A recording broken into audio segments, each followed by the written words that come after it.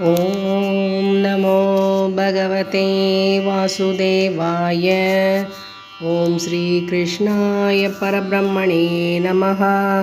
अथ श्रीमन्नारायणीयं पञ्चचत्वारिंशत्तमं दशकं श्रीकृष्णस्य बाललीलावर्णनम्। अयि सबलमुरारे पाणिजानुप्रचारैः किमपि भवनभागान् भूषयन्तौ भवन्तौ चलितचरणकञ्जौ मञ्जुमञ्जीरशिञ्चा श्रवणकुतुकभाजौ चेरतुश्चारुवेगात्। मृदु मृदु विहसन्ता उन्मिषद्दन्तवन्तौ वदन पतितकेशौ दृश्यपादाब्जदेशौ भुजगलितकरान्तौ व्यालगत्कङ्कणाङ्कौ मतिमहरतमुच्चैः पश्यतां विश्वनृणाम् अनुसरति जनौघे कौतुकव्याकुलाक्षे किमपि कृतनिनादौ व्याहसन्तौ द्रवन्तौ वलितवदनपद्मं पृष्ठतो दत्तदृष्टि किमिव न विदधाते कौतुकौ वासुदेव। धृतगदिषु पतन्तौ उत्थितौ लिप्तपङ्कौ दिवि मुनिभिरपङ्कैः सस्मितौ वन्द्यमानौ धृतमथ जननीभ्यां सानुकम्पं गृहीतौ मुहुरपि परिरब्धौ द्राग्युवाञ्चुम्बितौ च स्तनुकुचभरमङ्के धारयन्ती भवन्तं तरलमतियशोदास्तन्यदा धन्यधन्या कपटपशुपमध्ये मुग्धहासाङ्कुरन्ते दशनमुकुलहृद्यं वीक्ष्य वक्त्रञ्जहर्ष तदनु चरणचारी दारकै साकमारानिलयततिषु खेलन् बालचापल्यशाली भवनशुकबिडालान्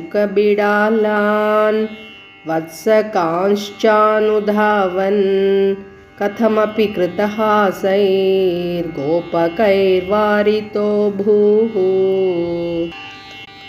हलधरसहितस्त्वं यत्र यत्रोपयातः विवश पतितनेत्रास्तत्र तत्रैव गोप्यः विगलितगृहकृत्या विस्मृतापत्यभृत्याः मुरहरमुहुरत्यन्ताकुला नित्यमासन् प्रतिनवनवनीतं गोपिका दत्तमिच्छन् कलपदमुपगायन् कोमलं क्वापि नृत्यन् सदय युवतिलोकैरर्पितं सर्पिरश्नन् क्वचन नवविपक्वं धुक्तमप्यापि भस्त्वं मम खलु बलिगेहे याचनं जातमास्ताम् इह पुनरबलानामग्रतो नैव कुर्वे इति विहितमतिः किं देवसन्त्यज्य याञ्चां धति घृतमहरस्त्वं चारुणो चोरणेन तव दधिकृतमोषे घोषयोषा जनानाम् अभजत हृदि रोषो नावकाशन्न शोकः हृदयमपि मुषित्वा हर्षसिन्धौ न्यधास्त्वं स मम शमय रोगान् वातगेहाधिनाथ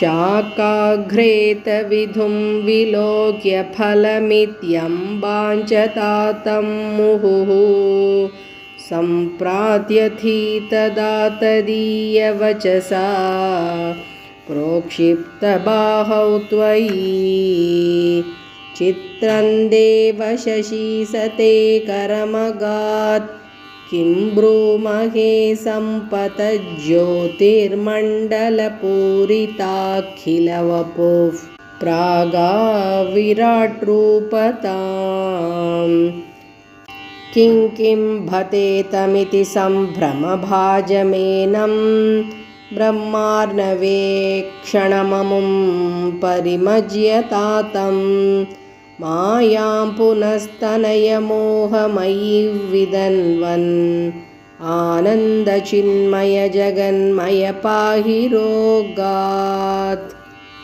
इति श्रीमन्नारायणीये श्रीकृष्णस्य बाललीलावर्णनं नाम पञ्चचत्वारिंशत्तमं दशकं समाप्तं। नारायणाखिलगुरो भगवन्नमस्ते। सर्वत्र गोविन्दनामसङ्कीर्तनं गोविन्द गोविन्द।